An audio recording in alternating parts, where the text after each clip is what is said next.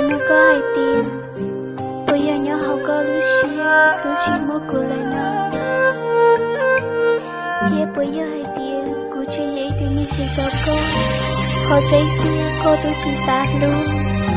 Cô trở lại đa cũ một học nông, học mơ một học đi. Cô như chỉ luôn, bây giờ năm. Bây giờ chỉ luôn, họ chỉ khía cho cô. Ê yo che cô em hay nhớ cho linh ngô. Cô là nhớ cho lúc cô mà liều. Cô yi bao tiền, cô yi ít hơn chỉ đâu cô. Nếu tôi chỉ mong khi đã chỉ nhớ cho tiền nó đâu cô. Chỉ xa lưu khi đâu cô chỉ tôi xía đâu cô. Cô yi bao tiền, cô có một thêm. Cho hai tiền mấy nữa. Cô mua lại chê, cô ý xía. Muốn thiệt tôi này ở có lưu tiếc con cho đầm. Cô yi bao tiền, cô cho thác cô nhớ cho tiền nó. Họ trên kia cô yi chỉ lưu. Từ lâu, cô yi hai tiền, cô tôi chỉ biết con. Cô yi hai tiền, cô tôi chỉ biết con. Ê cô tôi chỉ xa luôn. Tôi chỉ cô chỉ tôi xía cho cô. Tôi biết có yêu ở tao lên ngồi cho cô chỉ tôi xía.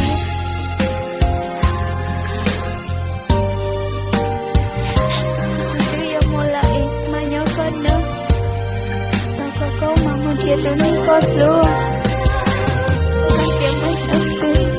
Con muốn thiệt tao đến hệ của con lưu thiệt con nhẹ nó chết. Con chỉ thâu ở đó nếu tôi xía dạ thì khâu ở cho cô.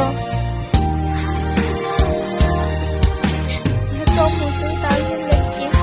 Chú con lưu xía còn tí. Lưu rồi nữa. Lưu nào cũng như tôi hiểu con chỉ xa lưu. Chả mấy nữa thư em. Lưu họ chỉ xa lưu con. Nhưng con chỉ xa lưu của. Chỉ là cô không muốn thể gì. Cô yêu ý xía cho con. Tới khi cô yêu chỉ lỡ lấy thương nào. Chả hãy biết cô yêu con cũng lo lắng. Yêu chỉ lỡ lấy thương. Lời cô yêu chỉ lỡ lấy thương lời tiếc. Chả hãy biết cô yêu chỉ phải dạy đâu cô. Em nói yêu sư lý chỉ mua là người đã chỉ. Là cô chỉ tôi xuyên. Thảo có mỗi có lưu nên cỡ rồi rồi. Cô mà liệu ấy xuyên tôi lưu. Cô yi bao tiền, cô cho một thể. Thảo có mỗi có lưu nên cỡ rồi nó. Nhưng mấy nữa tôi có nào hay tiền. Cô thơ lại nói chuyện. Thảo có hồi vô lỗ chơi thương cô thiên. Thì hai tiền cô chỉ tôi. Cô mãi nó có mong. Nhá thật hồi lỗ chế trẻ nghĩa chỉ muốn đi ở chỉ là.